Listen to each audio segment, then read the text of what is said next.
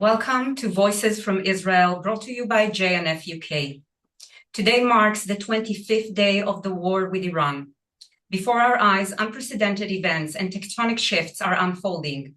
We are witnessing not only a kinetic clash between armies, but also a battle of ideas, where the future of Israel, the United States, Iran, and indeed the whole world hangs in the balance. In moments like these, understanding what is truly happening is critical. It is therefore my great pleasure to welcome our guest this evening, who will help us gain a broader perspective. Pulitzer Prize-winning investigator journalist Ronen Bergman is a staff writer for the New York Times and senior correspondent for military and intelligence affairs at Yediot Ahronot. He has covered conflicts from Gaza to Ukraine and is internationally recognized as one of the leading experts on intelligence, national security, and terrorism. Ronen is also the author of 6 best-selling books, including Rise and Kill First, The Secret History of Israel's Targeted Assassinations, and The Secret War with Iran. Just before we begin, I'd like to remind you to register to our next webinar with the extraordinary hostage survivor, Emily Damari. You can find the registration link in the chat box. And thank you for your enthusiasm ahead of Ronen's arrival. A variety of questions were submitted in advance, and as always, I'll do my best to include as many as possible. So let's start with what's happening in Israel. On Saturday, nearly 200 people were injured after Israel air defenses failed to intercept 2 Iranian ballistic missiles in Dimona and Arad. And this morning, a missile carrying over 100 kilograms of explosives created a crater in Tel Aviv. Does this expose vulnerabilities that have emerged in Israel's air defense system? Ronen, over to you. The problem with the interception in general is that usually the cost and the number of attacking flying objects meaning cruise missiles, ballistic missiles, short-range missiles, rockets, and drones. Usually it's many more compared to the number of interceptors. This is why the main target of the first attack, the first strike into Iran, was to attack as many launchers, many missiles as possible, so to reduce the number that is going to be fired at Israel. They knew very, very soon. In general, it does not expose the fact that they missed in Dimona and in Arad, does not expose a weakness that was not known before. But with all the wonders that these air defenses do, we need to know that they have their limits, something around 90%. We see what happens in the Gulf when you don't have enough, far from enough air defenses. This will change not just the life of those, unfortunately, that were hit, but also this is going to change the politics of the region for a very long time, and maybe the politics of the world. But I think I would say the lesson is something like about war, that it is, you can do a lot with the defense, but there is a limit. And you need to know this limit, and unfortunately people are getting hurt. That said, I cannot imagine what would happen if we wouldn't have this air defense. This would very, very, very different. And the fact that Arrow 3, for example, the technology embedded into Arrow 3, which cost just, I think, one-tenth out of the Aegis, the missiles, the American missiles fired from ships, and doing a much, much better work. No offense to anybody. I think, really, the Jewish genius and Jewish James Bond into one device and doing unimaginable work.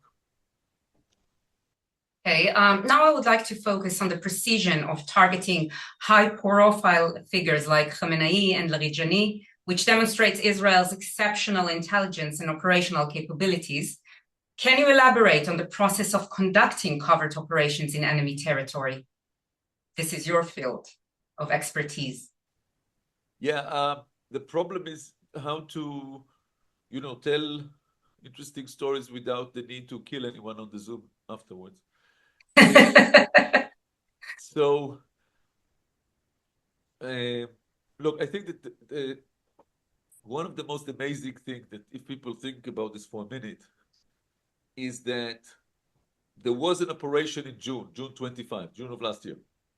That operation started with the first strike was aimed at 25 Iranian individuals, each of the individual staying in different premises, different place. 12 of them were nuclear scientists. This was an operation called Operation Narnia. That's the tiger, the lion coming from the closet. So there were 12 in the first strike hitting Iran on the night between the 12th and 13th of June. There were 12 nuclear scientists that were hit and 13 military and IRGC leaders. And Israel was able to target each one of them in a different location at the precisely same time all over Tehran, which is really pretty amazing. The Air Force is amazing, but the intelligence is so much amazing. Now, afterwards, the Iranians were trying to figure out how, pardon my French, how the hell the Israelis did this.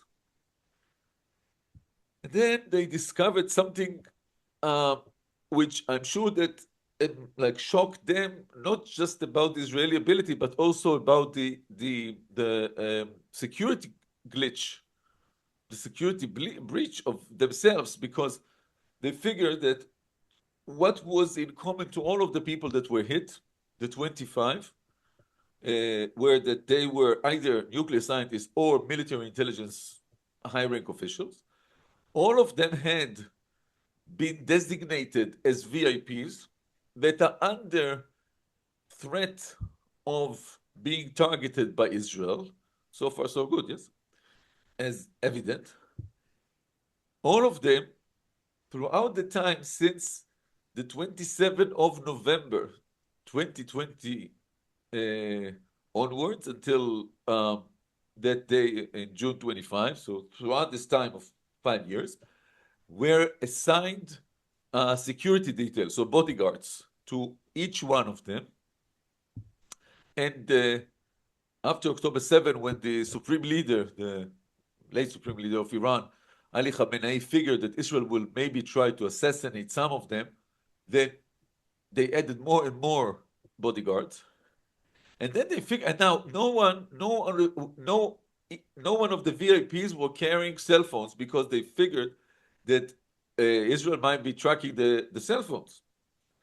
Then they realized that what Israel was doing was not following the non-existent cell phones of the VIPs because they were not carrying them, but the bodyguards. All the bodyguards were carrying cell phones. So what Israel was doing was basically following the bodyguards' cell phones. And once you know where the bodyguard is, and you know where's your person, where's your target. One of the bodyguards left his geolocation open and he tweeted on Facebook. He posted while on the job. Now, this is really pretty amazing. You guard a nuclear scientist that was already the target for 2 previous Israeli assassination attempts. And you keep the geolocation and you tweet on Facebook. Anyway, so this was a very unbelievable security breach. And of course, the bodyguards were also killed. So, they didn't have the time to regret that. But the Iranians, they figured that out. And they changed, so no bodyguard can carry a cell phone close to the target it is escorting. So this whole system of Israel tracking VIPs based on cell phone of the bodyguards burned. It's out. It doesn't work anymore because you know about it. Yeah. And it's it's just obvious that after a massive operation, getting the facilitation of the methods of intelligence infiltration, some of this will burn. You sacrifice it, of course. And in spite of everything, and in spite of the fact that Israel started a round of war with Hezbollah, with Hamas, with killing those individuals, on the Saturday morning, 10 minutes past 8 in the morning Israel time, 9:40 a.m. Tehran times, on February 28th of this year, Israel was able to target again all or many of the high-rank officials of the Iranian military, defense, and intelligence establishment and kill them on the first strike, together with the number one VIP supposed to be protected, Ali Khamenei, the supreme leader. Now, this is pretty amazing. So, like, how did it happen? Now, I know, and I'm sorry if I'm sort of like disenchanting the myth. And I know that everybody are expecting me now to say something about the Jewish James Bond that is ambushing the leaders of Iran under every bed and around every corner in Tehran, etc. As long as it's really James Bond and not Inspector Clouseau. But the truth is that the vast majority of information that is coming from Tehran, but not just from there, so from Hezbollah, from everybody. Most of the intelligence is based on technology, cyber SIGINT, in ways that really people cannot imagine, in ways that if I tell you, I would need to really kill you all, otherwise I'll be killed for disclosing such secrets, in ways that you cannot imagine, in a way that you cannot imagine. I wanted to say that you cannot imagine in comparison to a huge black cat that might appear on the. But everyone knows we hacked the traffic lights, right? Well, but the cameras, lights, I mean. Yeah, the traffic lights. The Financial Times published it, but the traffic lights could be only a component of verification. I'm sorry, my cat. This is Zolfi. Zolfi's here. Yeah, he's terrorizing me. He has security clearance. So the traffic lights cameras, these can be a verification to a movement of a target in real time when the target approaches, the vicinity where someone planned to kill.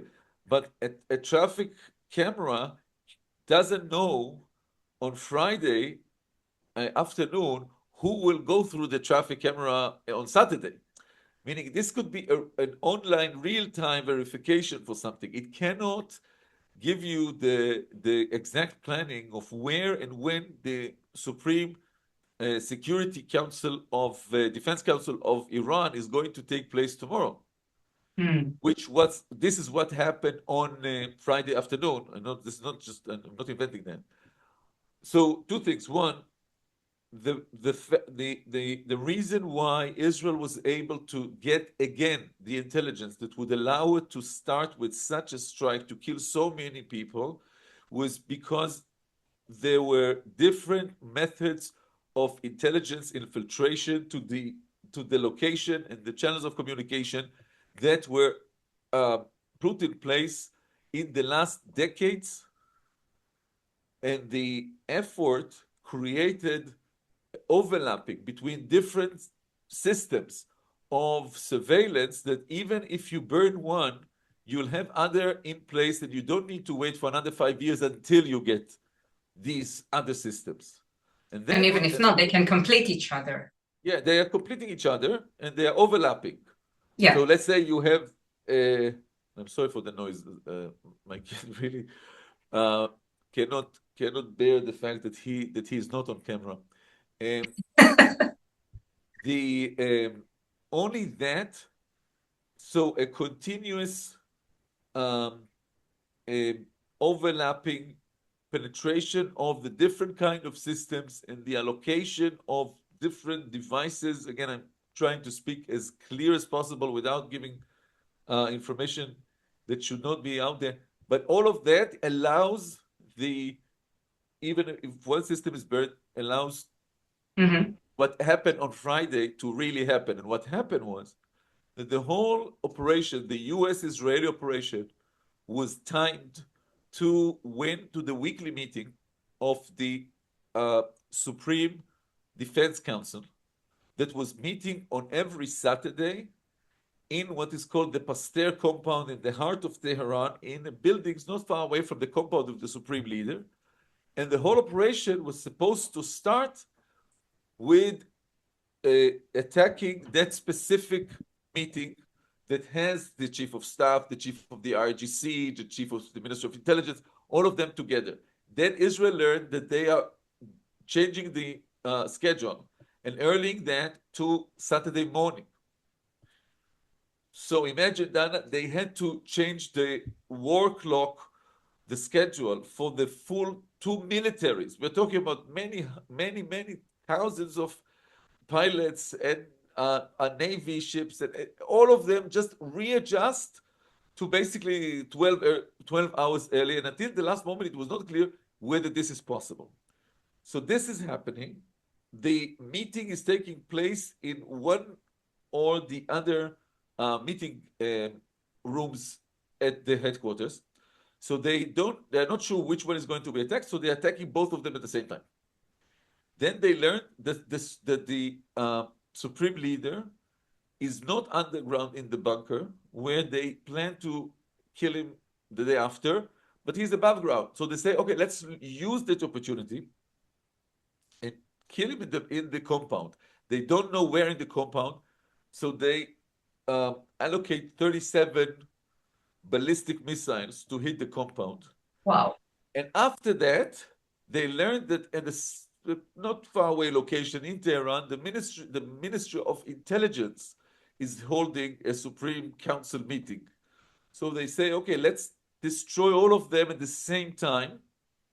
All of the firing of the missiles is taking the standoff, so it's from 2,000 kilometers.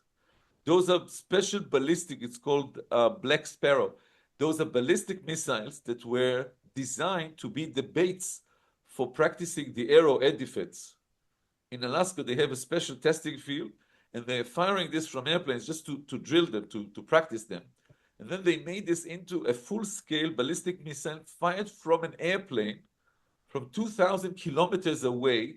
It goes out of the atmosphere, it goes back to the atmosphere in 6 Mach, so 6 double the speed of sound. There is no force in the world that can stop something like that. And this is pretty amazing. And exactly 10 minutes past 8 Israel time, all 42 missiles hit 3 locations in Tehran, and 40 Iranian top officials, including the Supreme Leader, the commander of the IRGC, the Deputy Minister of Intelligence, the head of the military, the head of the special force, I can go on and on. They are all dead, 40 people in 40 seconds. Very impressive. This is the material for a script for Hollywood scenes. Now I understand that Ali Larijani, the Secretary of Iran's Supreme National Security Council, which Israel eliminated, as you're well aware, on March 17, took a particular interest in you. Could you share this personal story with us? Yeah.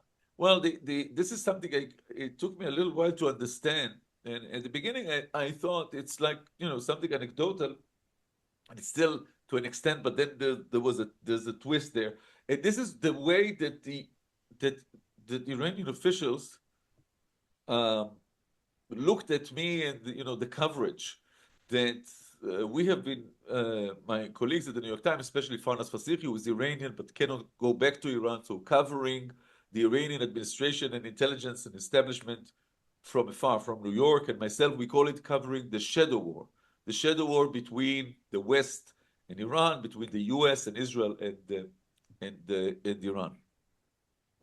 You see, to my I think that's your left, there's a cover of the New York Times magazine. It says Israel versus Iran. This is from 2012. And the caption is Israel versus Iran. When will it erupt?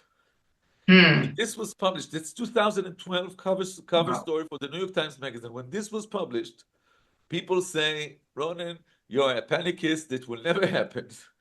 It will remain always shadow war. And I say, listen, I don't think. In 2004, I got a call from the editor of news of Yediot Achronot, that's the daily newspaper I'm working for in Israel. And she said, Ronen, you are soon, that's 2004, you soon will be out of work. You are doomed, you are ruined. I said, what happened? She said, the Iranians are going to sign the non-proliferation treaty. They are going to disassemble their nuclear project forever. You invested too much in this topic and nothing will happen. You'll say, I said, well, I have a high trust in the Iranians that they are going to keep me busy for a very long time. And of course, I was right. The Iranians translated to Farsi one of my books called The Secret War with Iran. And Ali Larijani was the one ordering, as the Speaker of Parliament, was the one ordering to publish that in Farsi. Of course, not asking for permission, not paying anything. And of course, I wouldn't be giving the permission because they completely distorted the book. And then they held a special evening for the launch of the book in the National Book Gallery of Iran.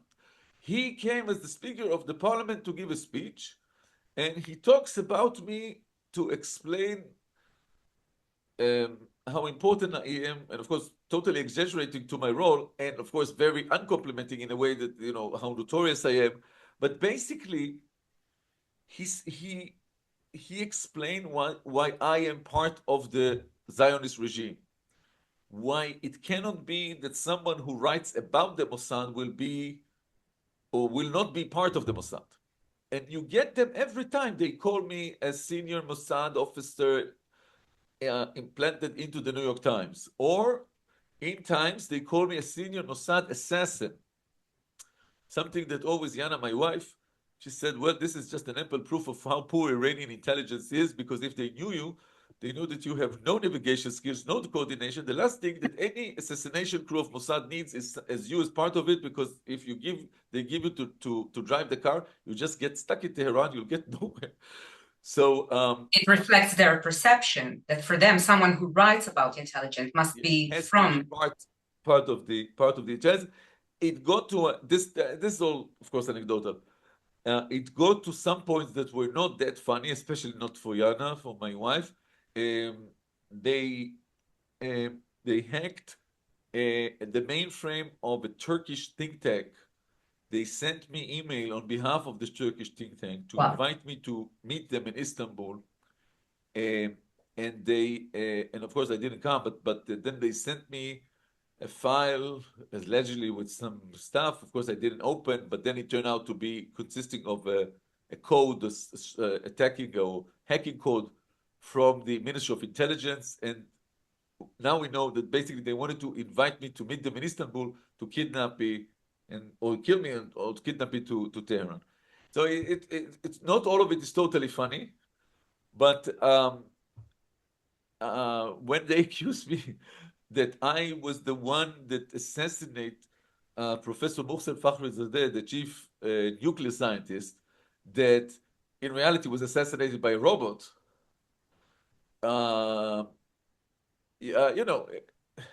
it's a sort of a compliment, but of course not a compliment. I think it also writes into some of the obsession that their leaders had with Israel. That they saw Israel as this mighty evil power that they need to fight, but they also sort of admire. Mm-hmm. And at the end of the day, this is what is important. They completely misread Israel in so many things, including the fact that even during war times, the war starting in October 7, Israel was able to totally surprise them, even in spite of all the hints in the sky and all the tells that something is going to happen in June, and then Israel was able to surprise them again. just 3 weeks ago, which is quite amazing. Like everybody, every child on the morning of Saturday, February 28th, every child that has an internet and Google knew that something tell is you bound to something's happen. happening. Sure. And then they still left the supreme leader above ground in the compound. It's like a sign on the door. Here lives happy Khamenei family. You can come and know. It's not. It's this. This is really inconceivable. But you know. Okay, let me ask you, we'll go to a different topic. 2 days ago in the New York Times, you reported that on the eve of the war, Mossad chief David Barnea told Prime Minister Netanyahu that regime change in Iran might be possible. In that context, Mr. Gary Krast asked, how has the intelligence service once again underestimated the strength of our enemy?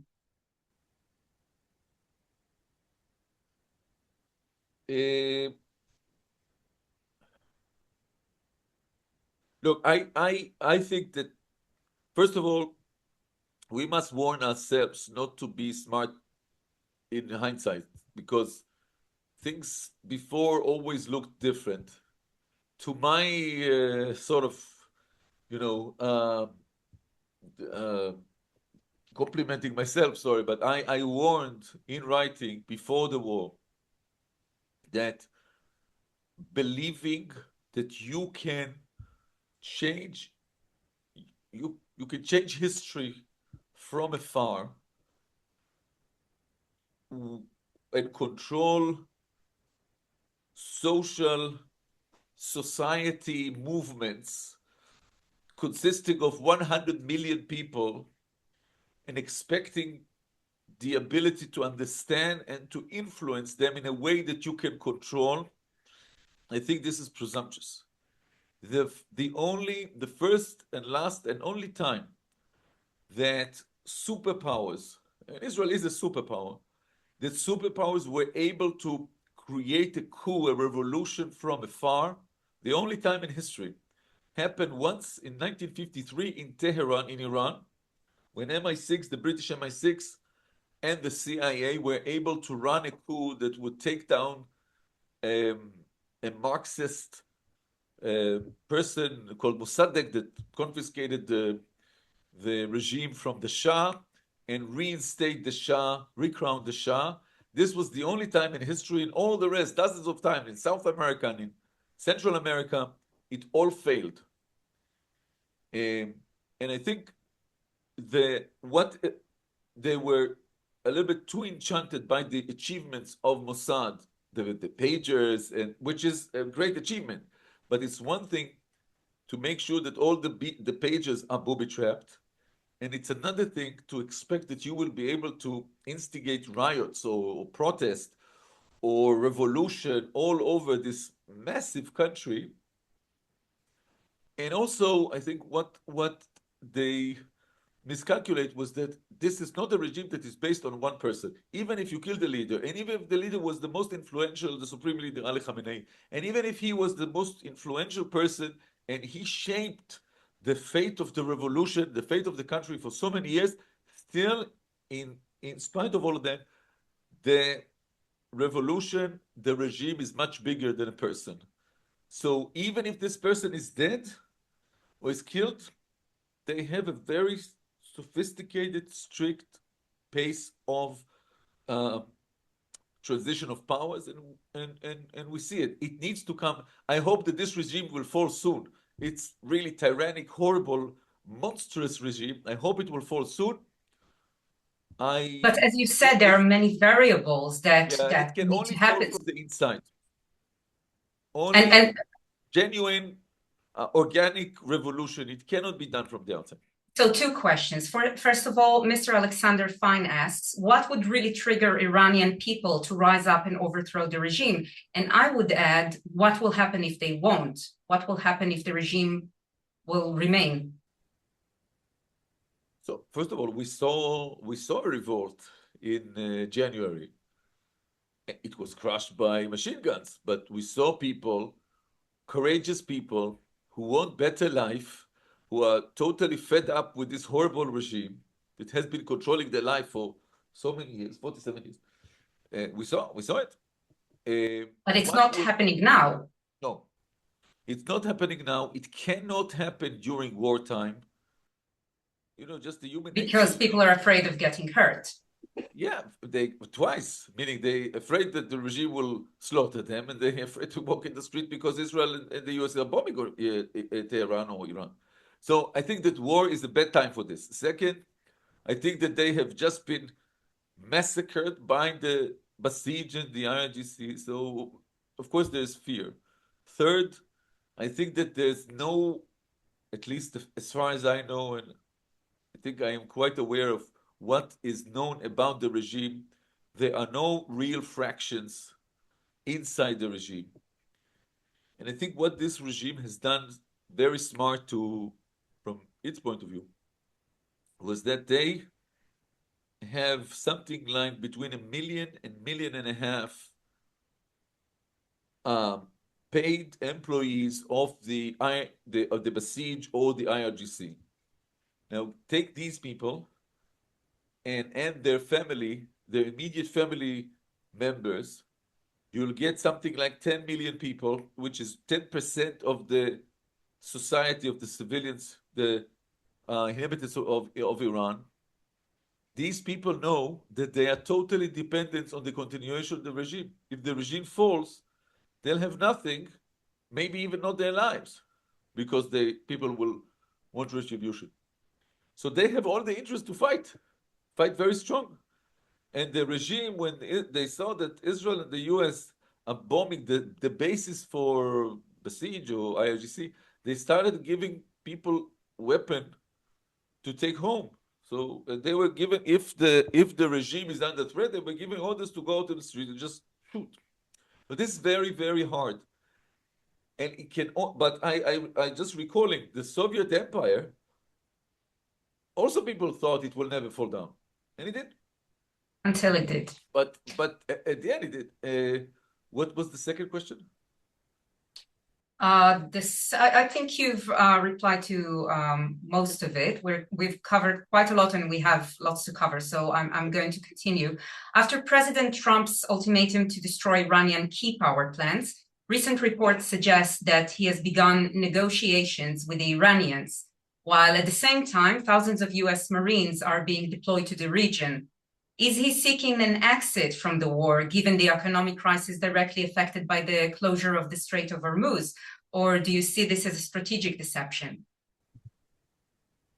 Strategic deception. Yes.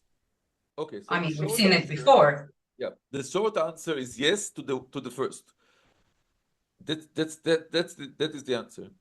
The President Trump, and again, I might be disappointing people here, but President Trump, I think, is witnessing a war that he did not expect whatsoever. He thought that this will be sort of a rerun of what happened in Venezuela, not taking the regime down in full, but basically, at least in the first stage, taking out the top leader and putting someone from inside the regime, but someone like he can manage or he can get along with. And instead, he's getting a new Ayatollah, but with a younger groove. So it's not like it's not. This is not what he was thinking of. And then things got more complicated, as usually are when a strike or surprise attack is taking place, and then there's shock and awe to the enemy, and the first days are looking as, which are very carefully planned, are looking as great success. And then usually from a peak, declining the sort of the level of success, and then start all sorts of difficulties. One of them is the Strait of Hormuz. Now any textbook from the mid-90s participating or anticipating how a war with Iran would look like, in the first line would say the Iranians are going to shut down the Strait of Hormuz. And I don't know what happened to CENTCOM, the Central Command of the US military, that was not planning for this, because this was obvious. As now I recall what the second question. As the question said, forces are being flooding into the region in case of. I think that what we will see soon will be an announcement of a ceasefire that is based on some kind of a general guiding principles for an agreement formed between the US and Iran. This is very general, but a ceasefire that would allow the parties to negotiate and not under the pressure of actual fighting. And then I assume a few weeks will go by, and then we will be notified about the deal. Now, this could take a very different approach or a turn if the U.S. will not be, or if Trump is not satisfied from an agreement, and the U.S. will decide that it's going to enforce their will with military action, and this is why they will be keeping the military forces in the area as much as needed. But everybody understands that if you are in the dynamic of war, then you stop, and then you have a month of negotiation, then it's going to be much harder especially for President Trump, with the rise of oil prices, etc. And more than that, I'm thinking about Israel, and Israel's war objectives are to neutralize Iran's nuclear program, ballistic missile capabilities, and its proxies network. And on the other hand, the US focuses on safeguarding global energy flows, particularly through the Strait of Hormuz. So for Israel, it's more existential, while for Trump, it's more tactical.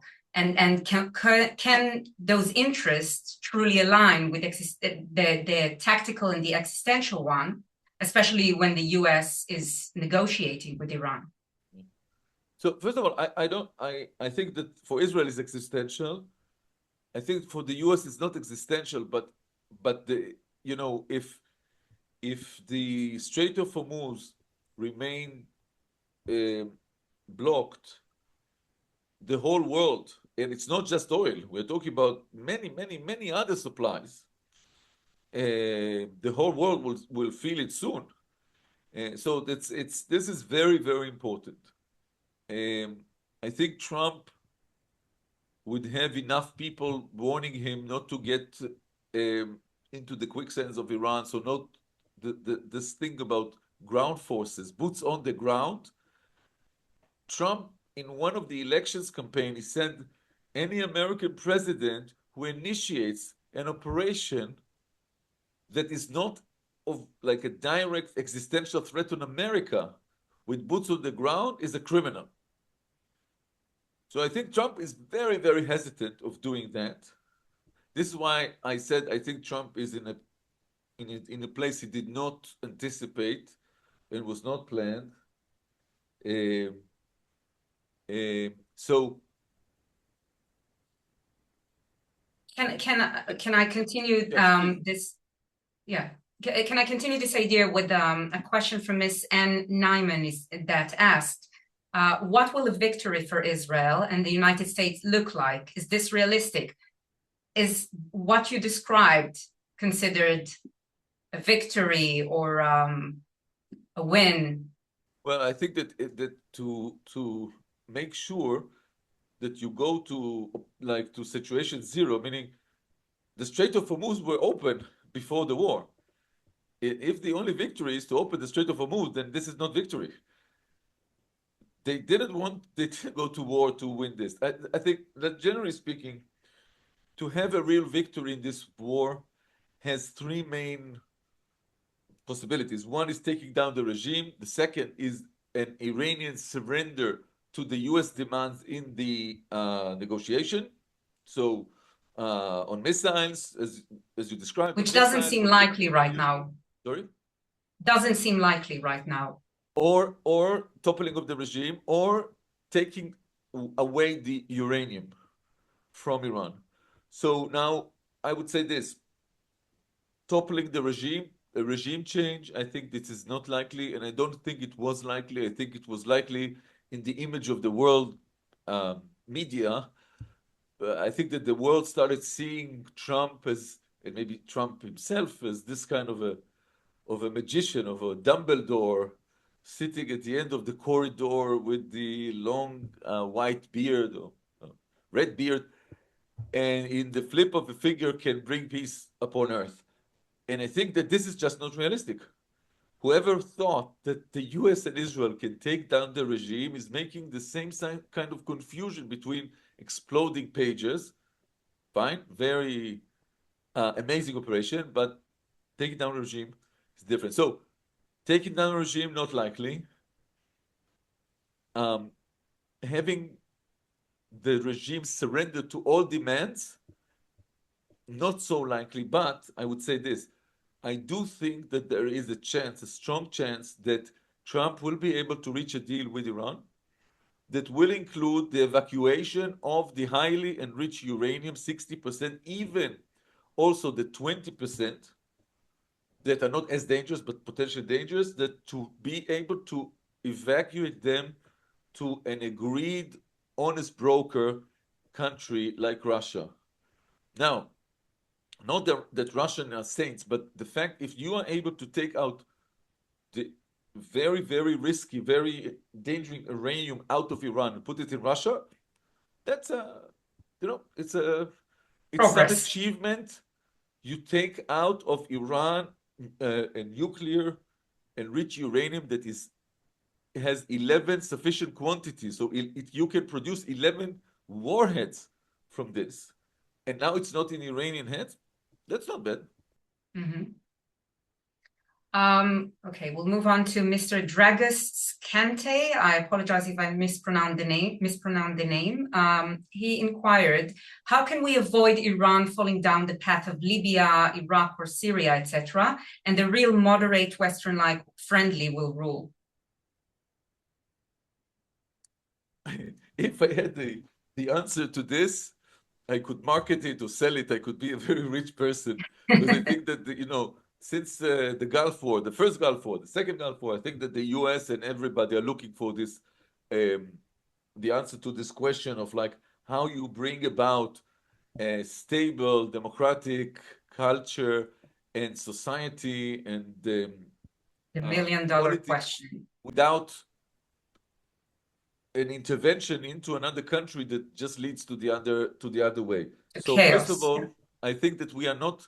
I don't think that we have any reason to think that the regime in Iran is going to fall soon. So this is, like it's a wishful thinking of another kind, because we're not going to see it soon. And in general, I think that the ability of the world to influence on which one is the next regime in Iran is very limited. And I think in general it belongs more to making or trying to have the Iranian society and politics and system be open to doing businesses, to bring up culture, a gradual process.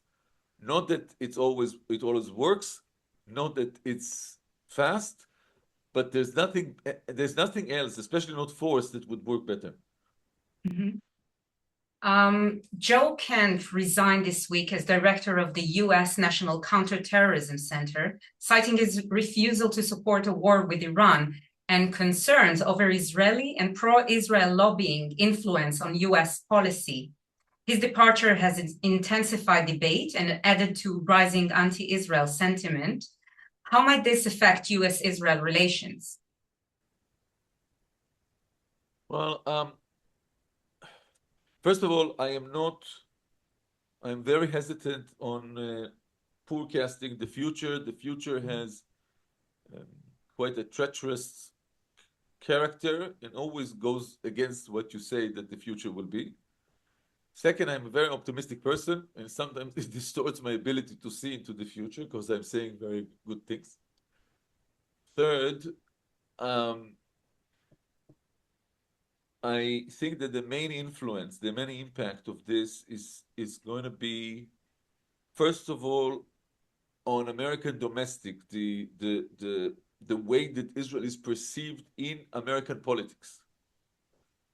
This discourse of that is sort of unifying the ultra right, like the MAGA movement, and the ultra left, that are, you know, sort of pro-Palestinians, and then both ends are saying the same, that it was Israel, well, especially, you know, Israel is making equivalent to Benjamin Netanyahu. It was Benjamin Netanyahu, Israeli prime minister, that, according to their belief, was able to misguide, misled, misinforming American President Donald Trump and lead him and pushing him to attack Iran, which is not true, but I think that Benjamin Netanyahu has a share in convincing President Trump that this is a good thing for America, not as a favor for him.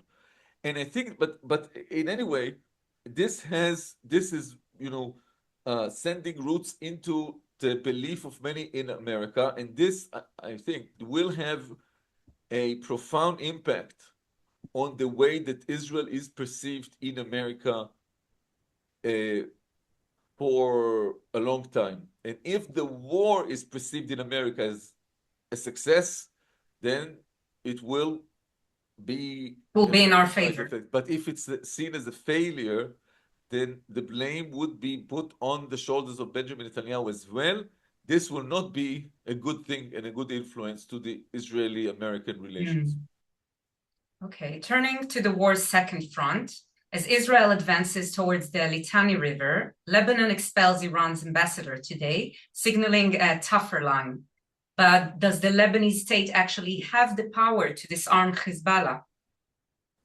So the previous war ended in September, early October 24, with an agreement that the Lebanese government, this was basically Hezbollah surrendering, but not surrendering, disassembling, disarmament, but basically accepting Israel demands.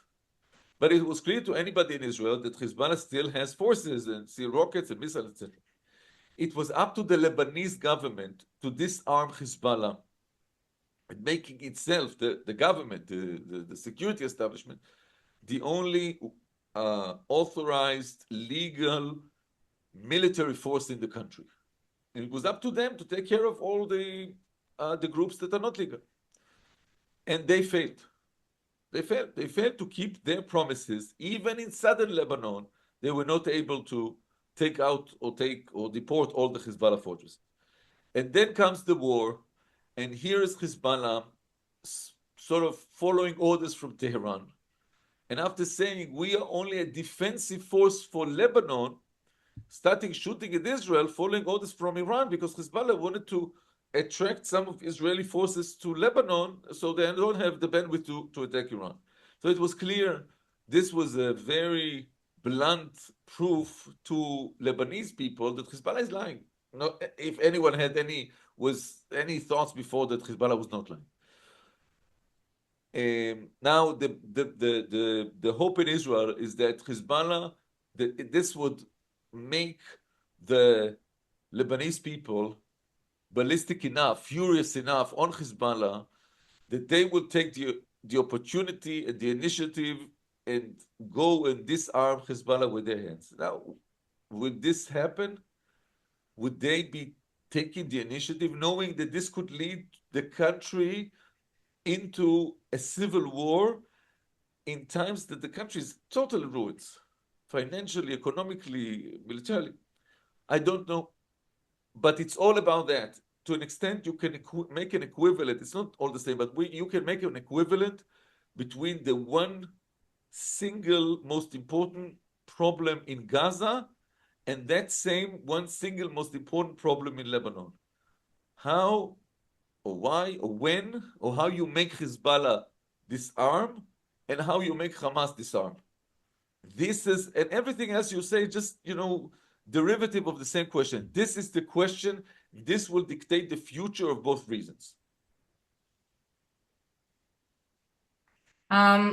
Does Iran's missile strike on the UK-US base at Diego Garcia, 4,000 kilometers away, serve as a wake-up call for the UK and Europe about their vulnerability?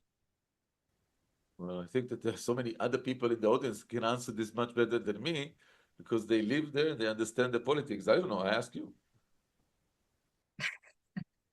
Okay, so we'll ask. I think that I'm trying to speak about things I understand something about, and UK politics is really beyond my pay grade.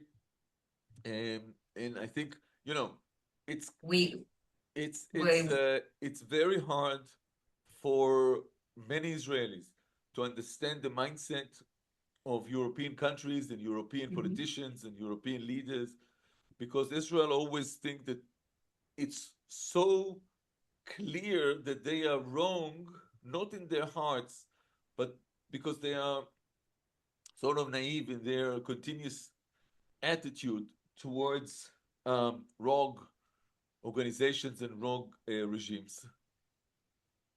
And I think that Europe also, when looking at Israel, and I had the group of diplomats, senior diplomats from European countries coming to speak yesterday morning.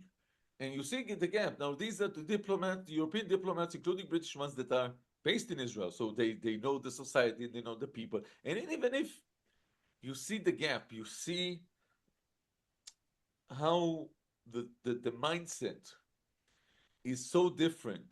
And it's not better or smarter or in any way, it's just very different. And I think people in Israel, especially now, especially after October 7th, in a way, it's of course a country that suffers such a trauma, and their patience or their willingness to take risks after October 7th, and I can only understand that, are much fewer than their equivalent in any European country. And this could be a wake-up call. But will this prevail over other political, financial interest of European countries? I don't know.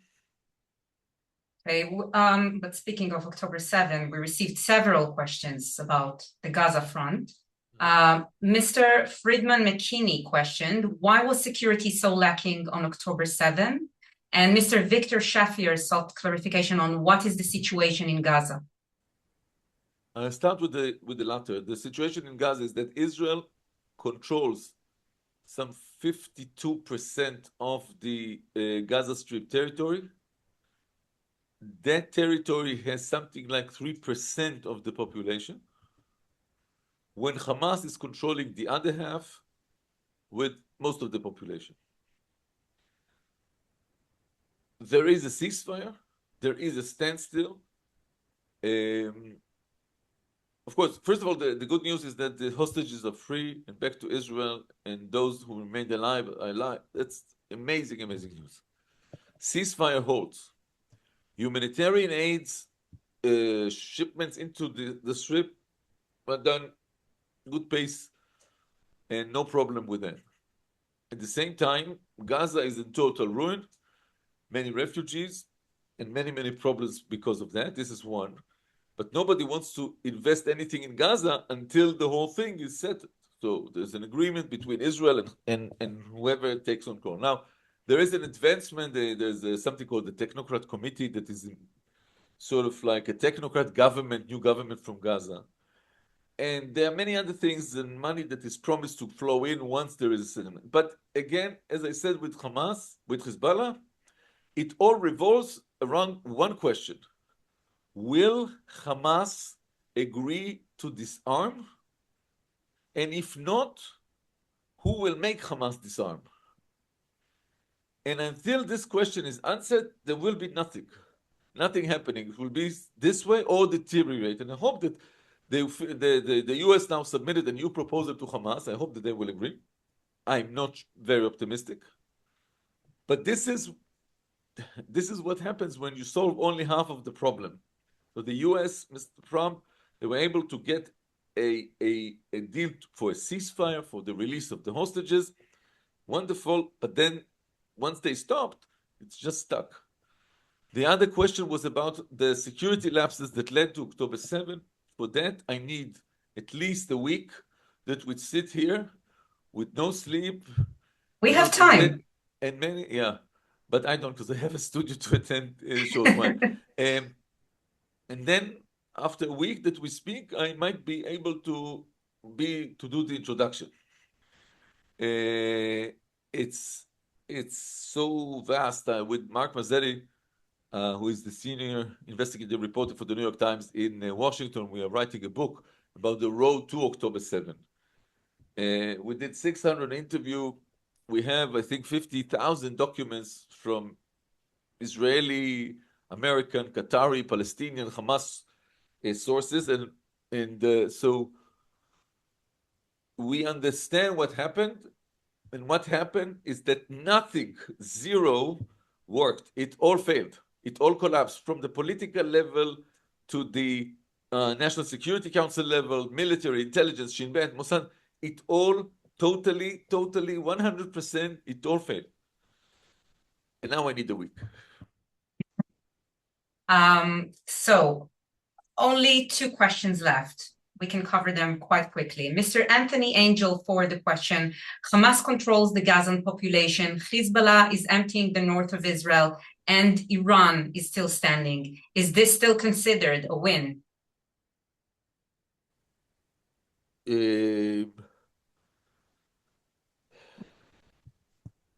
I think that if you describe winning a war as the ultimate victory, where you totally defeated Hamas or Hezbollah or the Iranian regime, then I would say, first of all, this is not what is happening, so it's not a victory.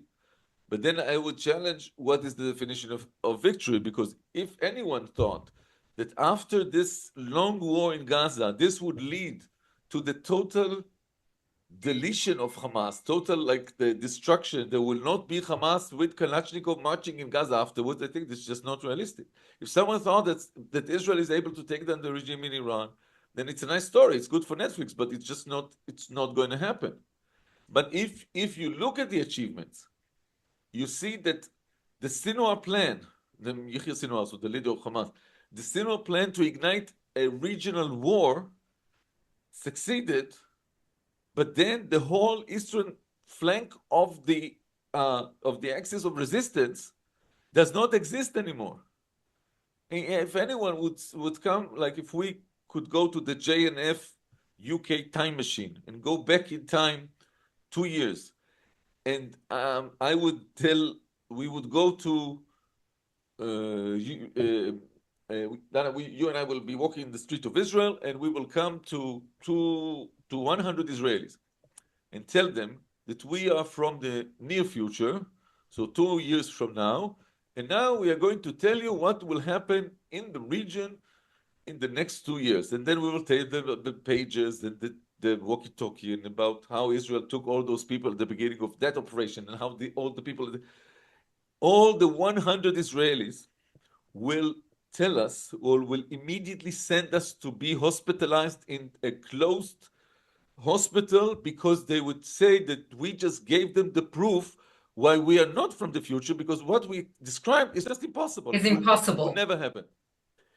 So it's not, if you are looking for a total victory, then you'll be disappointed because you will keep on losing, because it's just impossible.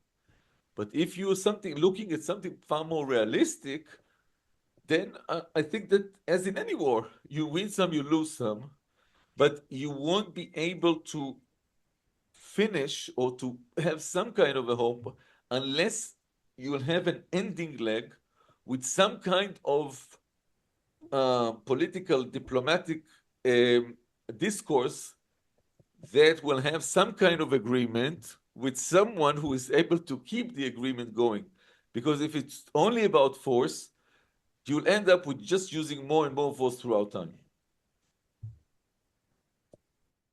Mr. Edgar, and this is our final question for tonight. Mr. Edgar Ter Danielyan asked, How can friends of Israel in the West make the case for Israel against our common enemies? Well, again, this is asking me about making hasbara in countries that I'm not inhabitant of. I think maybe that is not really clear is the case of asymmetric war. I'm saying things that are almost cliches, but asymmetric war. That on one hand you say, Israel is fighting according to the rules of engagement, rules of war, etc. And then someone says, okay, so how come civilians were killed? I think that when you see the facts on what happened in Gaza during the last two years, for example, and you explain to people, look, this is a Hamas headquarters that is based 25 meters underground under UNRWA headquarters.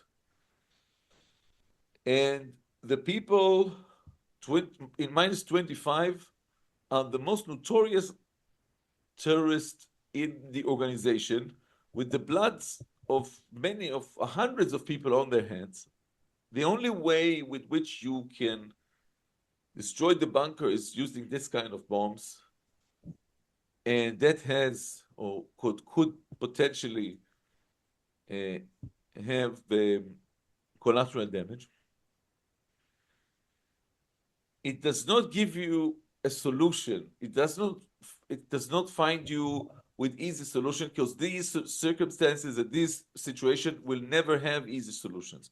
But once you explain the dilemma, I think people get it, and they understand that at the end of the day, what would they do if they are in the shoes of that commander or that military lawyer? Again, I'm not saying what is right to do. I'm just explaining how hard the dilemma is once you actually see it with your eyes. I remember being in that specific tunnel that I just described. I'm not inventing. And walking there and thinking of, first of all, thinking of the hostages being walked throughout this tunnel, it was really horrible. But also thinking about the asymmetric war and what needs to be done in order to win such war.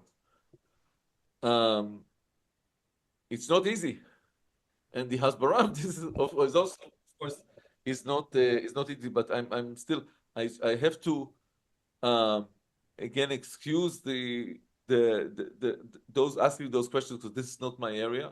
Unfortunately for me, I'm not. We're still thankful for your reply, which was, as everything else that you said, very interesting. And thank you very much for your time and for sharing your insights with us. It's been a real pleasure. Same here. And I'm sure I can speak for all of us when I say it was truly valuable. Unfortunately, that is all the time we have for tonight. On a final note, as we mentioned, communities across Israel are living under the ongoing threat of missile attacks. Daily life has been repeatedly disrupted. Hundreds of families have been displaced and thousands more homes damaged or destroyed. At JNF UK, we are responding on the ground, mobilizing volunteer efforts, delivering essential supplies, and ensuring that shelters are safe, accessible, and ready when needed. This work is practical, targeted, and guided by what is needed most at any given moment. A link to find out more and support this work is now available in the chat.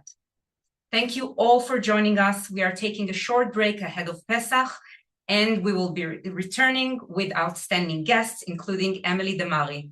Thank you again to Ronen for joining us this evening. Wishing you all a happy Pesach, kosher one, and a peaceful Pesach. I'm Dana Zohar, and this has been Voices for Israel.